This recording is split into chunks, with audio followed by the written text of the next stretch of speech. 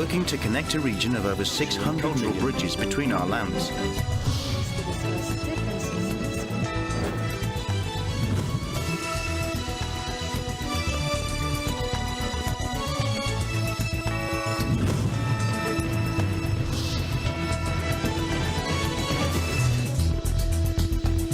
Good evening, I'm Alma Angeles and you're watching ASEANINFOCUS on tonight's headlines.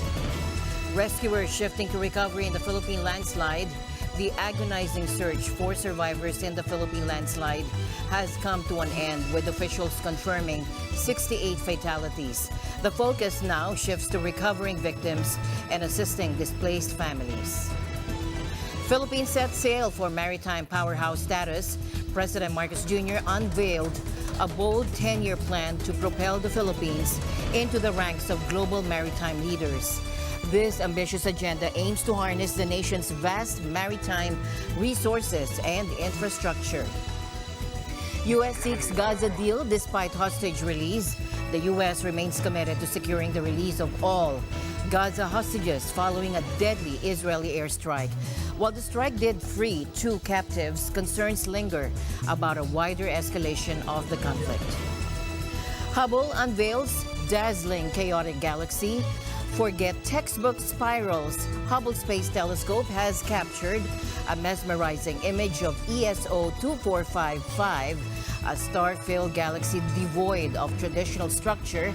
This celestial marvel throws new light on galaxy formation.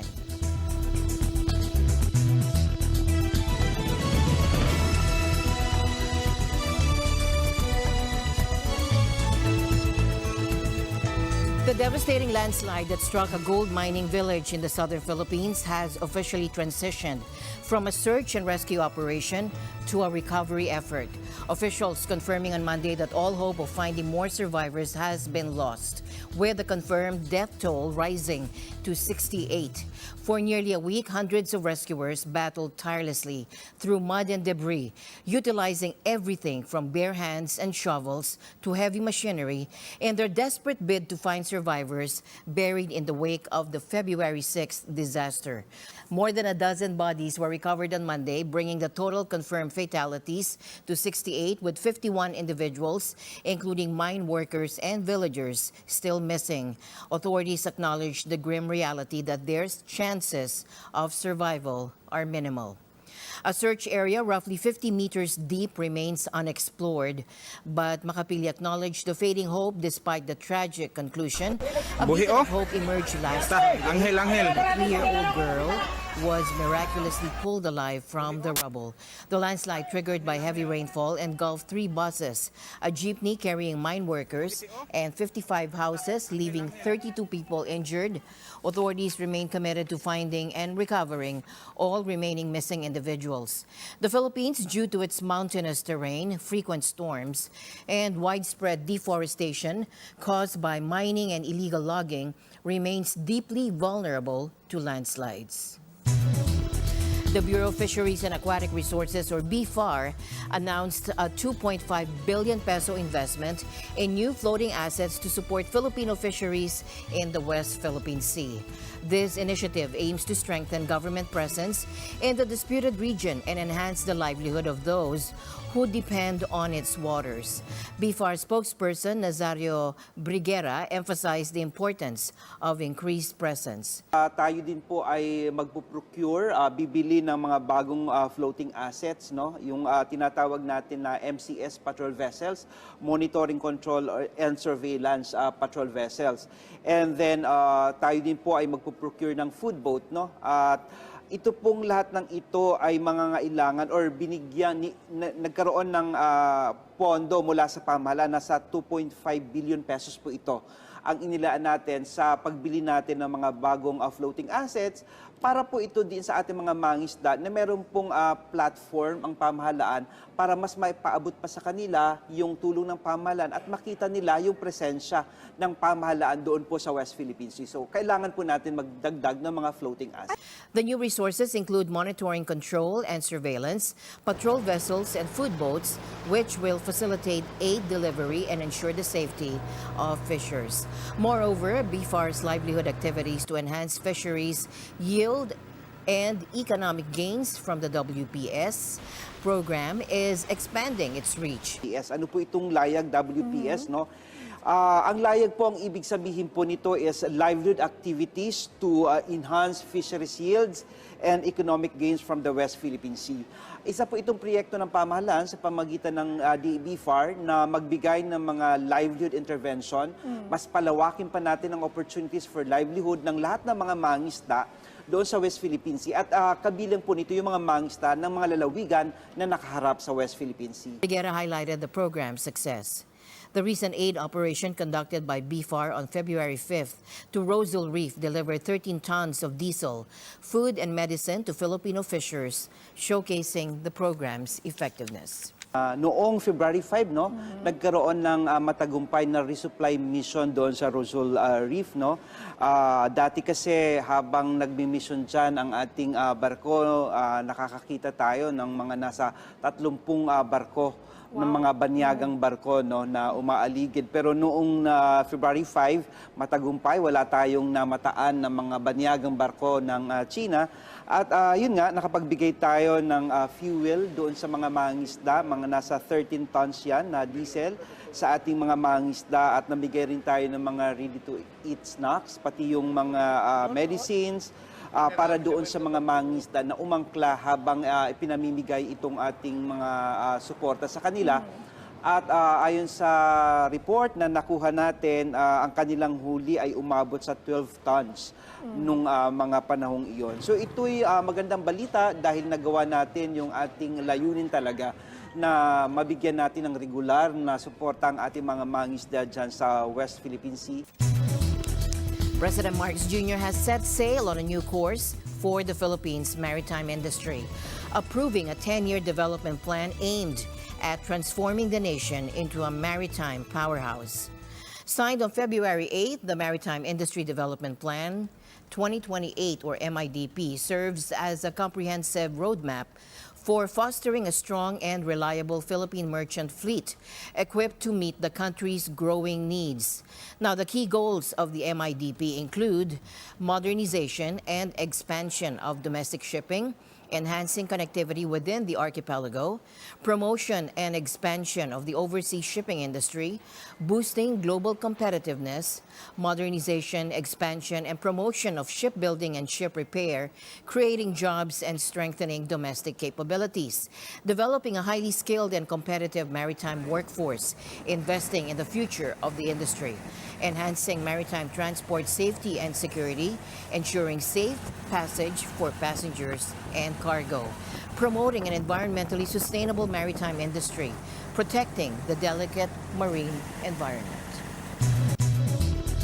Now, beyond the borders of ASEAN, here are some of the other major stories making headlines around the world. Millions face urgent hunger due to conflicts, climate change, and poverty.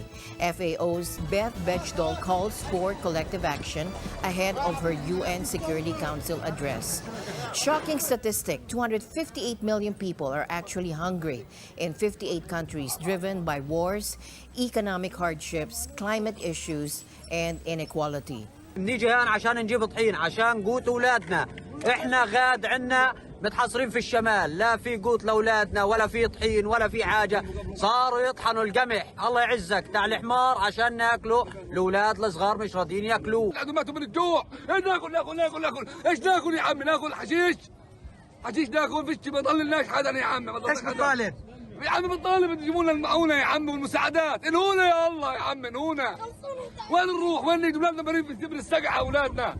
Gaza's food insecurity is at an unprecedented level, according to FAO, echoing a recent report on the region. There are really almost unprecedented levels of acute food insecurity, hunger, and near famine-like conditions in Gaza. It's really an almost unprecedented situation that we find ourselves in. We have categories for how we measure acute food insecurity, the IPC phase classifications, and in IPC 3, 4, and 5, which takes us from emergency to crisis to catastrophe. All 2.2 million people in Gaza are in those categories. And again, we've never seen that before. Ahead of her UN speech on climate, food insecurity, and conflict, Bechdel warned of Ukraine's economic devastation, once an agricultural giant. We estimate that there's about $40 billion worth of damage to the Ukrainian agricultural system infrastructure. And that comes in the shape of and form of so many different damages. That's damage to infrastructure like grain silos, laboratories, ports. It's damage to farms themselves, whether it's contamination and destruction of land, destruction of livestock, damaged equipment, whether that's tractors or other kinds of machinery that's so critically needed. And obviously, we also saw so many of the farmers themselves actually move into military service. Since war erupted in Ukraine in February 2022, food security has plummeted, crops, infrastructure, and supply chains are wrecked, leading to a near 30% drop in cereal exports last year.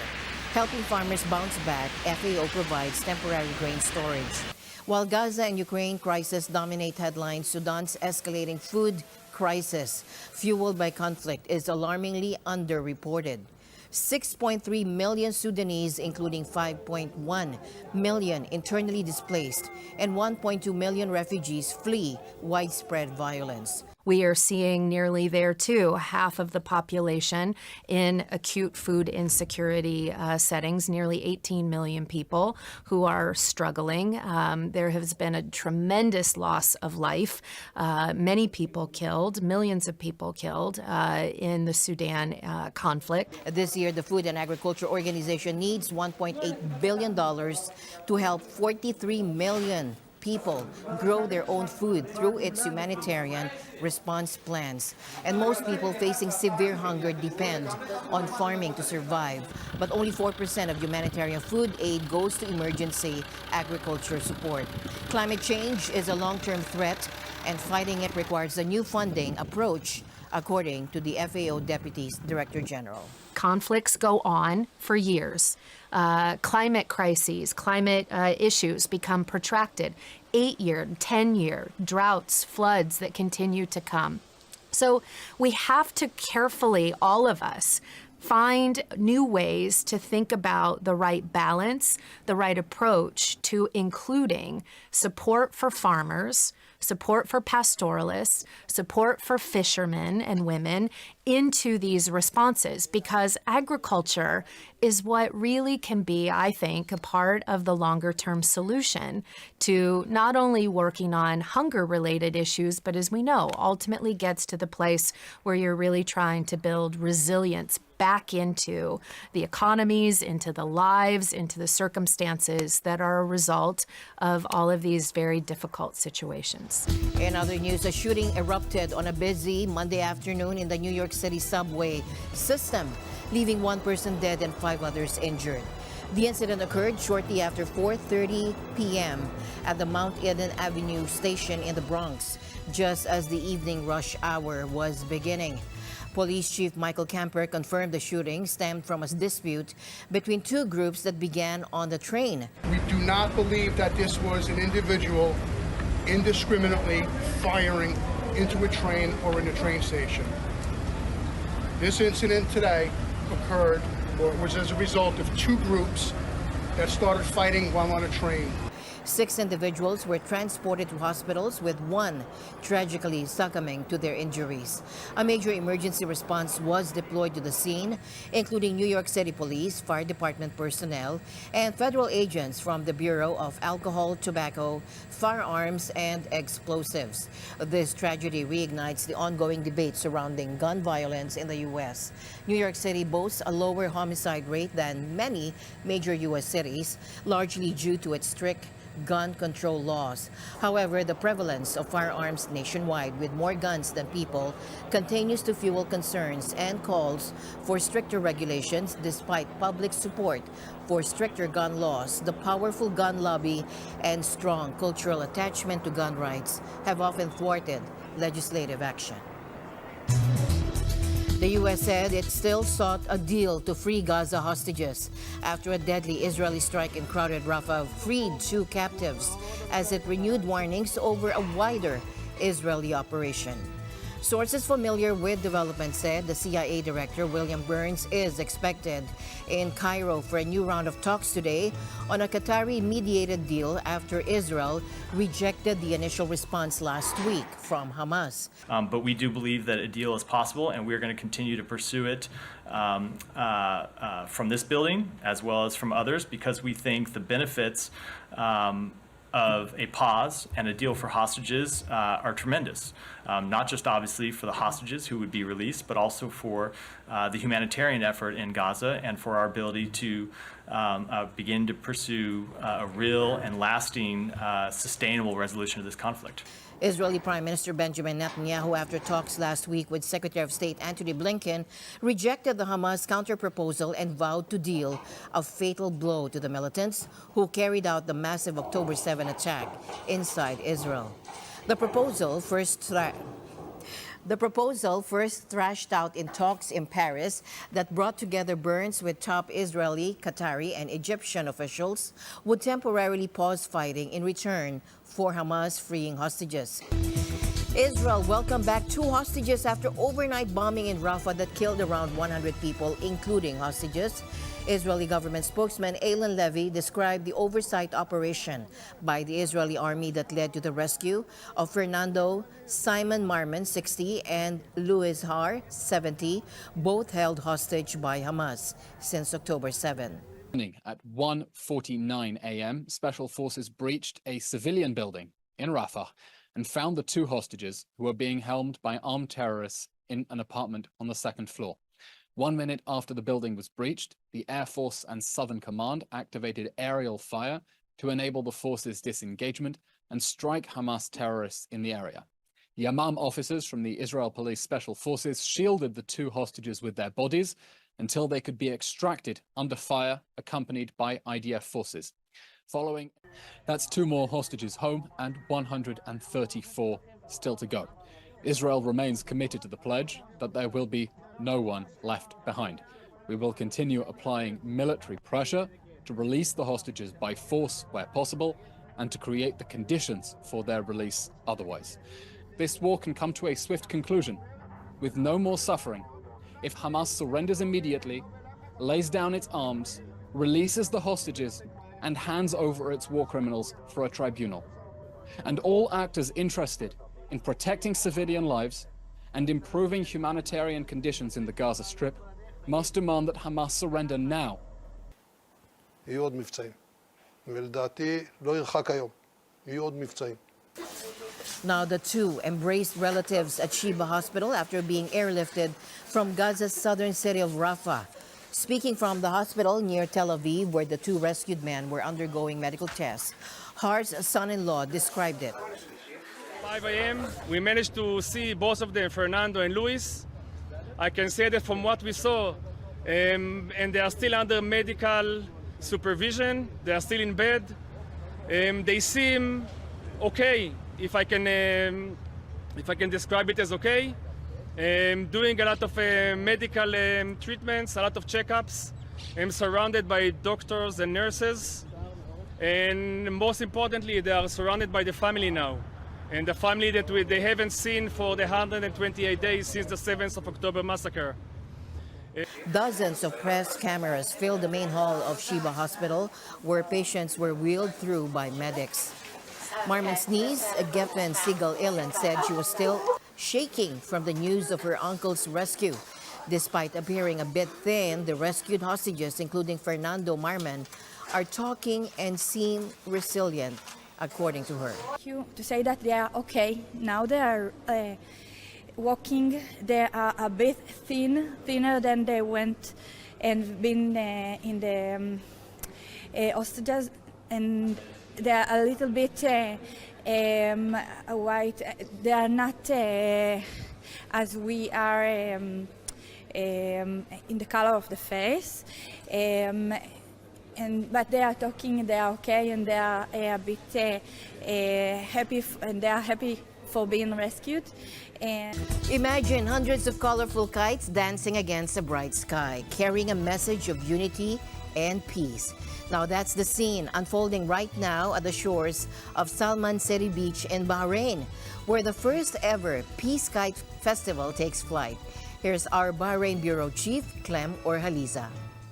We are here right now in Salman City Beach, Bahrain, where the Peace Kite Festival is being held, led by the Northern Area Municipal Council and the Bahrain Voluntary Work Society. People of all walks of life come from all over Bahrain to witness this event. The Northern Area Municipal Council, the Bahrain Voluntary Work Society, and the Bahrain Kite Team joined forces to organize the Peace Kite Festival.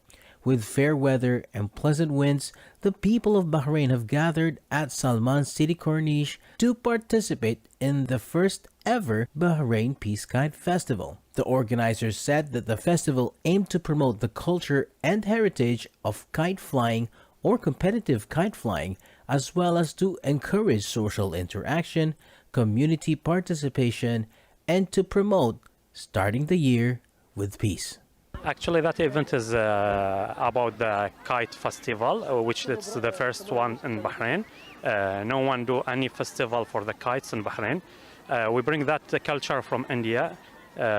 We went to India last January, and we participate in kite festival. So we move that culture to Bahrain. Actually, we are a Bahrain Voluntary Work Society. Plus, we have a kite team. It's called Bahrain First Kite Team. It's new in Bahrain, actually, as I said before. We thought it will be like, because the first time in Bahrain, we thought it will be small things, but as you can see, it's a huge thing. Today we are having this celebration, or let's say a festival of kite. Kite festival came out of one of the sports which is already have been over the world. We started it today in Bahrain to have a kite festival. We would like to make a gathering for this sport. This is the start, and we're gonna be here every year, inshallah. We call it Peace Kite, the Peace Kite Festival. We were thinking what to start in 2024. So we said in 24, as today we are in February, we wanted to sign the peace in the sky. So the kites are going up, just saying that peace all over the Bahrain, and this is a message not only for Bahrain, for over the world. We always want the peace. The event attracted an estimated number of 500 kite enthusiasts and spectators who enjoyed the colorful display of over 100 kites simultaneously flying in the sky. This event, we know about it in the social media, and we are very proud that they are doing it very close to my house. That's why I'm very happy today. It's excited, and so many people here. Everybody's happy, the weather is nice, and you are mostly welcome. I am happy I participated in this event, and I flew some kites in this Peace Kite Festival. And thanks to social media, we found this location, and a bunch of kids here are having so much fun flying around with their kites. Thank you, Unit 25, to be here again with us. This is the second time covering our activities. It's really appreciated from our side. These people, they are here because of this nice activity, and it's first time happening in Bahrain. And we are so lucky to be in Salman City, and the first time the activity starting in Salman City with all kids. They are happy here, and all families. And inshallah, I wish it will be more better in the next year. The people of Bahrain have taken advantage of the nice weather to send a message of peace to the world and have fun while doing so. Reporting from Bahrain, this is Clem Orhaliza, and we live in extraordinary times. Forget the swirling arms you might associate with galaxies. Hubble has captured a dazzling image of a celestial neighbor bursting with stars, but lacking any clear structure. Meet ESO 245-5, a chaotic beauty 15 million light years away. At first glance, this picture might seem like a starry sky, but upon closer inspection, it reveals a vast collection of stars bound together by gravity, an irregular galaxy unlike the ordered spirals Hubble often sees. Nicknamed IB5M by astronomers, ESO 245-5, lacks the grand spiral arms but does have a central bar of stars and hints of a spiral structure. In fact, it resembles our Milky Way's smaller neighbors, the large and small Magellanic Clouds. This chaotic beauty serves as a reminder that galaxies come in all shapes and sizes, and Hubble continues to unveil their diverse splendor. So, the next time you gaze at the stars, remember, some galaxies might be hiding in plain sight, waiting to be discovered. As my usual habit, I'd like to end the day on a positive note. Let's encourage and build each other up so that no one is left behind. And that's it for tonight's broadcast. I'm Alma Angeles. Stay in the news because we live in extraordinary times. Good night.